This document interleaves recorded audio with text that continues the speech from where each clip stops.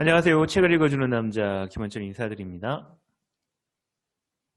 오늘 9월 22일 화요일 책 읽어드리도록 하겠습니다.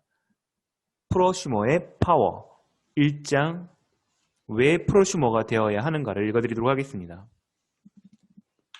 전기를 발견한 베자민 프랭클린은 한 푼도 벌지 못했지만 전기 계량기를 발명한 사람은 돈을 벌었다. 얼 월슨. 프로슈머란 돈을 버는 생산자와 돈을 쓰는 소비자의 합성된 말로 두 가지를 함께하는 생산적인 소비자를 이야기한다. 이미 많은 사람들이 이 개념을 이해하고 있고 그것을 다른 사람에게 널리 전달하고자 애쓰는 프로슈머가 갈수록 늘어가고 있다. 소매자산을 만들어라. 프로슈머는 특히 소매자산을 구축할 때 장점이 두드러진다. 일반적으로 사람들은 제품과 서비스를 소매점에서 구매하지만 그것이 자산의 역할을 하는 경우는 많지 않다. 하우스홀드 골드의 저자 스티븐 프라이어스 박사는 책에서 이렇게 질문을 한다. 당신은 집을 소유하고 싶어 한다. 그렇지만 그 집의 주인은 누구인가? 집 자체는 자산이고 집주인은 주택 대출금을 뺀 만큼의 자산을 소유한다. 만약 당신이 10만 달러의 집을 사서 20만 달러에 팔면 10만 달러의 자산이 생긴다. 즉 자산을 소유하면 그것을 기반으로 자산을 늘릴 수 있다. 소매점인 월마트 역시 제조업체에서 10달러에 구매한 위젯을 소비자에게 20달러에 판매해 10달러의 소매자산을 얻는다. 10달러는 10만 달러에 비해 큰 금액으로 느껴지지 않지만 이것은 단지 위젯 하나를 팔았을 때 생기는 자산이다. 우리는 모든 일상생활에서 필요한 모든 가정용품을 구매해야 한다. 이를테면 화장지, 휴지, 세제, 세안용품, 건강식품 등이 있다. 이들 제품은 비록 소액이지만 매달 재구매해야 한다. 가랑비에 옷 젖는다고 매일 사용하는 적은 금액이 모여 큰 돈을 만드는 법이다. 계산을 잘해야 한다. 미국의 평균 가정은 매달 일상생활용품과 서비스 구매에 770달러를 쓴다. 이것을 1년으로 계산하면 9,240달러에 이른다. 미국에는 1억 2천만 명의 가정이 있으므로 9,240달러를 1억 2천만 가정으로 곱하면 일상생활용품과 서비스를 구매하는데 연 1조 1천억 달러 정도를 사용하는 셈이죠. 전 세계 인구의 4%를 차지하는 미국에서만 그렇다는 이야기다. 그렇다면 이것이 전 세계적으로 가정에서 사용하는 일상생활용품과 서비스는 얼마나 많겠는가? 결국 소매자산을 만들면 우리는 어마어마한 부를 창출할 수 있다. 프라이스 박사는 이와 관련해 다음과 같이 이야기한다. 사람들이 소매점에서 쇼핑하는 것은 자신이 일상생활용품을 사용할 때마다 모르는 사람이 이익을 얻도록 하는 행동들이다. 대체 그들은 무엇을 하고 있는 것인가? 누구도 은행원이 자기 집에 들어와 자산을 가져가도록 내버려 두질 않는다. 그런데 왜 사람들은 소매업자들이 자신의 소비에 대한 자산을 가져가도록 방치하는 것일까? 왜 그들은 자산을 자기가 갖지 않는 것인가? 정말 이건 미친 짓이다. 프로슈밍, 소매업자의 입장을 뒤집다. 프로슈머는 사람들이 소매점에서 돈을 쓰는 동시에 돈을 벌 기회를 제공한다. 누군가가 소매점에서 쇼핑할 때는 일반적으로 소비자와 소매업자의 구도가 형성된다. 이때 소비자는 제품을 구매해 돈을 소비하고 소매업자는 이익을 얻는다. 이것으로 끝이다. 반면 프로슈머에게는 두 가지 선택지가 있다. 하나는 소비자가 되어 제품과 서비스를 구매하는 데 돈을 쓰는 것이고 다른 하나는 제품과 서비스의 혜택을 누리며 돈을 버는 것이다. 기존 소매점에서 가능한 것은 소비자 입장에서 돈을 쓰는 것밖에 없다. 당연히 소비자들은 더 싼 가격을 찾아 헤매지만 아무리 싸게 구입해도 어차피 돈을 쓰는 건 마찬가지다. 이와 달리 프로슈머에게는 돈을 버는 선택지가 있다. 프로슈머가 되어 현명하게 소비하면 계좌에서 돈이 들어드는 것이 아니라 오히려 늘어나게 된다. 프로슈머는 같은 장소에서 제품을 구매하는 동시에 수익도 얻는다. 이보다 더 좋은 혜택이 어디 있겠는가? 프로슈밍, 어떻게 부자가 될 수 있을까? 부유한 사람들은 프로슈머의 힘을 잘 알고 있다. 베스트셀러 이웃집 백만장자의 저자인 토머스 스탠리는 책을 책에서 부를 추적하는 핵심 전략 리스트를 수록했는데 이들 전략은 놀랍게도 간단하고 강력해서 누구나 실천하면 부를 축적할 수가 있다. 특히 스탠리는 투자, 돈이 늘어남과 소비, 돈이 줄어듦을 차이를 자세히 설명하고 있다. 억만장자는 가치가 늘어나는 자산을 구매한다. 예를 들면 시간이 갈수록 가치가 떨어지는 비싼 가구보다 우량 주식을 구매한다. 또한 억만장자들은 장기적으로 재정 안정을 위해 단기적으로 소유욕을 억누르고 저축하거나 투자를 한다. 한마디로 말해 억만장자들은 평범한 사람들보다 돈을 더 벌 수 있는 기회에 돈을 쓴다. 시간이 갈수록 가치는 올라가는 것에 현명하게 투자하는 것이다. 경제적 자유로 가는 길에서 유턴은 가능하다. 미국의 석유왕 제이 폴 게티는 이렇게 이야기한다. 부자가 되고 싶다면 돈을 많이 버는 사람을 찾아라. 그리고 그가 하는 행동을 똑같이 따라하라. 프로슈머는 부유하고 평균적인 사람보다 돈이 많다. 소비하는 동시에 돈을 벌기 때문이다. 이들은 소비자가 아니라 주인의 입장에서 생각하고 행동을 한다. 억만장자처럼 갖고 또 누리고 싶다면 억만장자가 하는 행동을 똑같이 따라하라. 간단히 말해 억만장자는 소비자가 아니라 프로슈머의 입장으로 살아간다. 당신은 어떠한가? 당신은 미래의 억만장자에 속하는가? 아니면 평균적인 삶을 유지하기 위해 더 열심히 일하는 쪽으로 속하는가? 세상에는 더 열심히 일하는 쪽으로 속하는 사람이 아주 많다. 미국의 한 연구 결과에 따르면 미국인은 다른 산업화된 국가의 국민들보다 몇 시간 더 일을 한다고 한다. 일 중독 증상이 보이는 일본인들을 포함해서 말이다. 안타깝게도 더 오래 일한다고 해서 더 많은 돈을 버는 것은 아니다. 최근 USA Today가 조사한 내용에 따르면 미국인의 절반은 저축액이 2,500만 달러 이하라고 한다. 그들 중 약 54%가 만약 실업자가 된다면 얼마나 버틸 수 있는가에 하는 질문에 3개월 이하? 그 이하라고 대답을 한다. 아직 늦지 않았다. 당신이 올바른 선택만 하기만 하면 당신의 가정은 더 이상 경제적으로 불안정할 이유가 없다. 빌킨의 유명 신문 만화 패밀리 서커스 중에 할머니의 조언이라는 제목의 만화가 있다. 그 만화에서 할머니는 4명의 손자에게 조언을 해주었는데 그것은 그야말로 세월이 흘러도 변치 않을 명언이었다. 내가 삶에서 좋지 않은 길로 빠지더라도 천국으로 유턴하는 길은 언제나 있단다. 할머니의 조언은 사실이다. 아직은 늦지 않았으니 지금이라도 행동을 바꾸면 된다. 할머니의 슬기로운 조언은 천국으로 가는 길뿐만 아니라 경제적인 면에서도 충분히 적용할 수가 있다.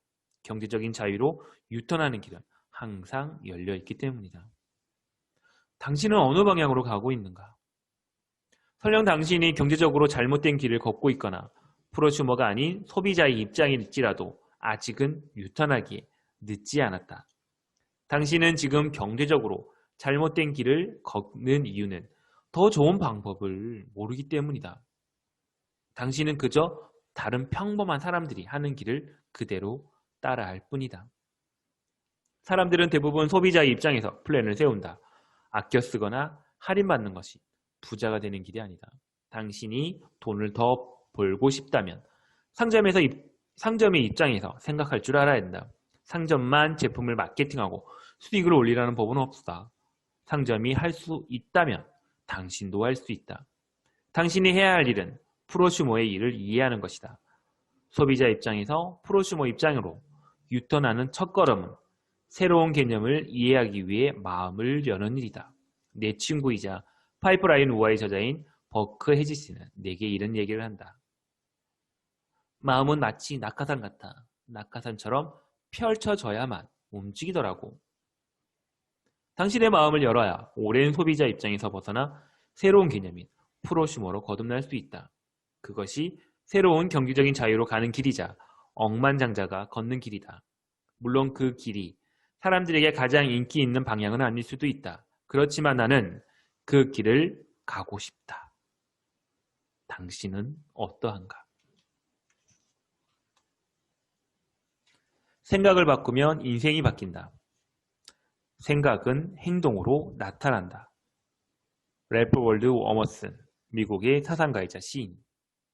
1990년대 중반 애플 컴퓨터가 파산 위기를 맞자 스티븐 잡스는 아이맥 컴퓨터를 만들어 새로운 돌파구를 찾아낸다. 당시 아이맥 광고는 애플의 신형 컴퓨터처럼 창의적이고 도발적이었다. 광고에서는 세계의 가장 뛰어난 사상가와 혁신가가 화면에 흑백으로 등장하면서 마음을 뒤흔드는 나레이션이 흘러나온다. 알버트 아인슈타인, 모한다스 간디, 아멜리아 에어하트 등이 지나간 뒤 마지막으로 애플의 심플한 슬로건이 우리의 눈길을 사로잡는다. 그건 바로 다르게 생각하라. 왜 다르게 생각해야 할까? 다르게 생각하라는 조언이 늘 이로운 것은 아니다. 갈릴레오 시대는 다른 방식으로 생각하면 화형을 당했다. 그러나 지금은 다르게 생각을 해야 한다. 기존 지식에만 의존하여 심지어 아무 결과도 얻지 못할 수도 있다. 일반적인 직업을 택한 사람들이 절반이 연 3만 달러 이하의 돈을 번다. 이들은 그 돈에서 신용카드 대금과 대출금을 갚는데 5천 달러 이상을 사용한다. 누가 이렇게 허덕이고 살고 싶겠는가? 뛰어난 혁신가는 다르게 생각한다. 그들은 대부분 일반적인 사람들과 달리 전형적인 사고방식에 머물러 있지 않으며 개성이 아주 강하다. 한마디로 대중심리에서 벗어난 이들은 새로운 길을 만들고 개척을 한다. 대표적으로 헨리 포드는 개성이 강한 사람이었고 월마트의 창업자 샘 월튼도 마찬가지였다.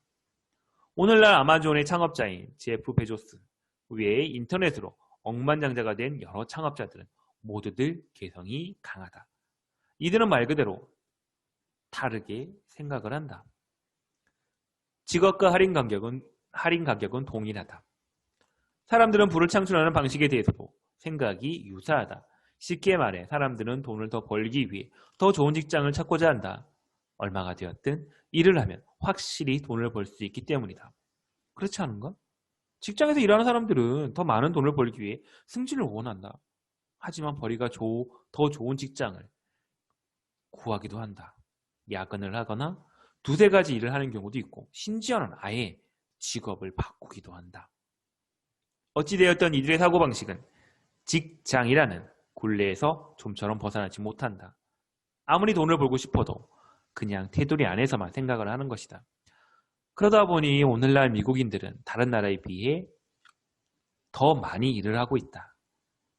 쇼핑에 대한 사람들의 생각도 거의 비슷하다. 예를 들면 제품을 할인 가격으로 구매하면서 돈을 아꼈다고 생각을 한다. 즉 사람들은 현명하게 소비하기보다 더 싼 가격 구매하고는 돈을 아꼈다고 생각을 한다. 전국적으로 할인점이 우후죽순 늘어난 이유가 바로 여기에 있다. 소비자가 열심히 소비만 하는데 어떻게 월마트, K마트, 홈디포, 코스트코와 같은 대형 할인점이 극적으로 성장하지 않을 수가 있겠는가? 소비자들은 할인점 계산대 앞에 길게 줄을 서거나 할인점 사이트에 접속을 한다. 물건을 저렴하게 구입해 돈을 아끼기 위해서다. 그러나 이건 속임수다. 소비만 하는 방식으로는 절대 아낄 수가 없다. 아무리 아껴도 소비만 하면 돈이 들어오는 것이 아니라 빠져나가기 때문이다. 할인가로 산다고 돈을 아끼는 것은 아니다.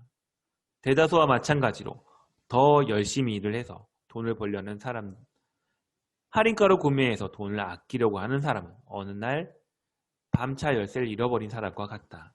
한 남자가 가로등 불빛 아래에서 차 열쇠를 찾기 위해 미친 듯이 두리번거리고 있다. 그렇자 지나가던 행인 10명이 그를 도와주어 가로등 아래로 모여들었다. 그런데 아무리 찾아도 열쇠가 보이지 않자 행인 중 한 명이 그에게 물었다. 여기 가로등 아래에서 잃어버린 건 확실해요? 열쇠를 찾던 남자는 이야기한다. 아니요. 사실은 저기 어두운 뒷골목에서 잃어버렸어요. 하지만 이 밝은 불빛을 찾으면 왠지 더 잘 찾을 수 있을 것 같아서 여기서 찾고 있는 겁니다. 많은 사람들이 이 남자처럼 더 잘 보이는 곳에서 부를 창출하려고 한다. 할인가로 제품을 구매하면 돈을 아낄 수 있다는 생각은 낡은 사고방식이다. 정신을 차려라.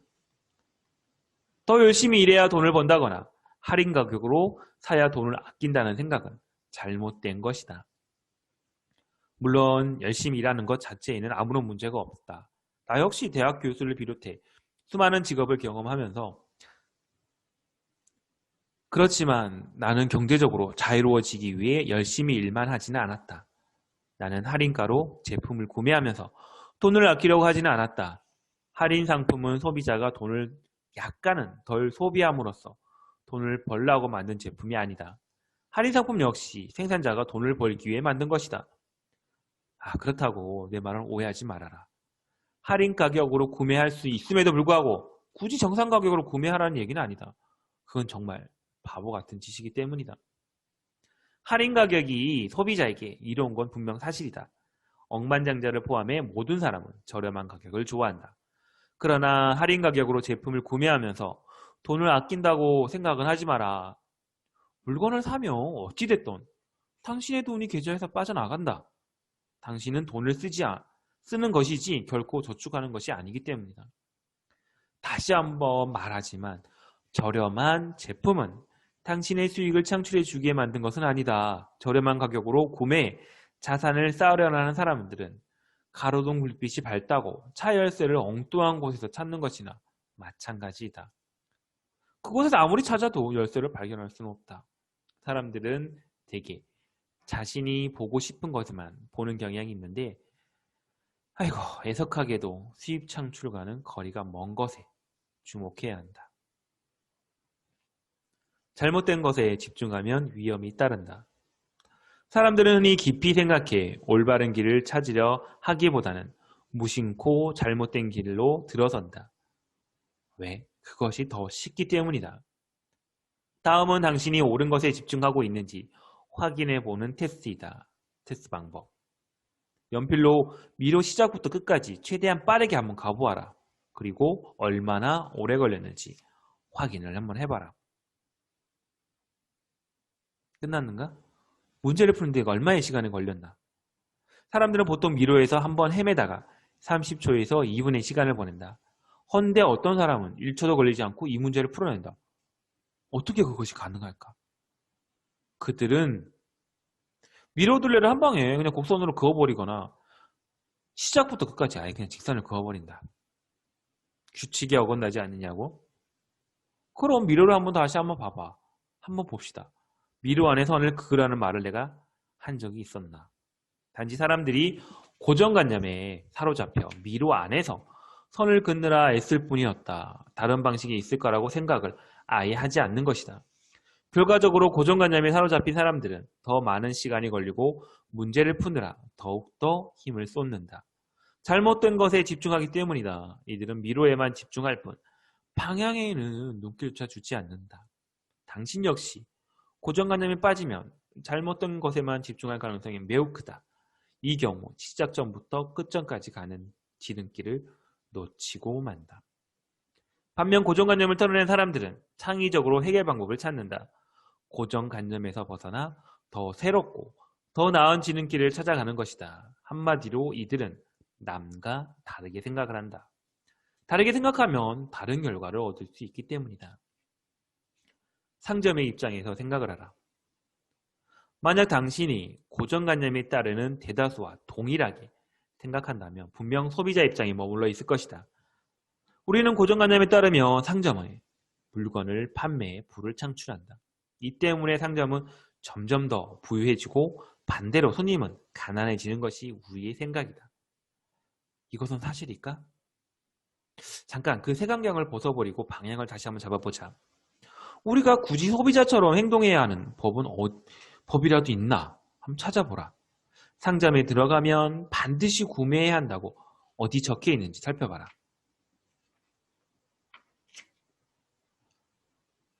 우리는 이것도 생각해 볼 필요가 있다. 다르게 생각하라. 당신은 상점의 미로에서 헤어나와 소비자가 아니라 생산자 입장에서 생각할 수 있다. 고연대행 직원의 입장이 아닌 주인의 입장에서 생각할 수도 있다.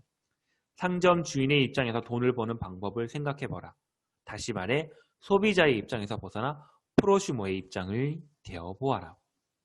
다르게 생각하는 첫걸음은 소비자 입장에서 벗어나 생산자의 입장이 되어보는 것이다. 간단히 사고방식만 전환해도 갖지 못한 자에서 가진 자로, 가난한 자에서 부자로 바뀔 수 있다.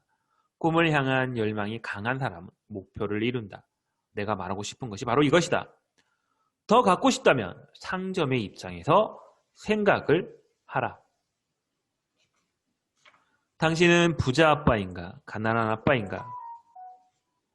로버트 기요사키가 저술한 베스트셀러 부자 아빠, 가난한 아빠는 당신이 무엇을 하고 있는지 확실히 보여준다. 로버트 기요사키는 두 명의 아빠 밑에서 자랐는데 친아빠는 가난한 아빠로 아들에게 통상적으로 돈을 버는 방법을 알려주었다. 즉 대학을 졸업해 직장을 잡은 뒤 열심히 승진해서 돈을 벌라 가르친 것이다. 그는 늘 응원하며 키워준 부자 아빠의 철학은 간단했다. 돈을 위해 일하지 말고 내가 하고 싶은 일을 위해 돈이 일하게 하라. 부자가 되려면 자산의 차이를 이해해야 한다. 부자 아빠는 자산이란 내 수중에 있는 돈을 말한다라고 가르쳤다.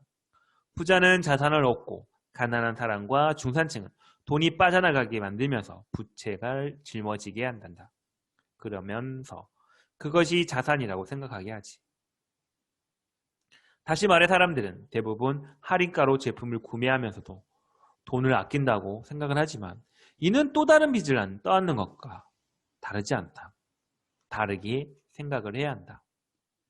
쇼핑을 할 때 어떤 것을 보는가? 스페인 속담 중에 우리의 생각이 삶에 얼마만큼 영향을 미치는지 알려주는 것이 있다.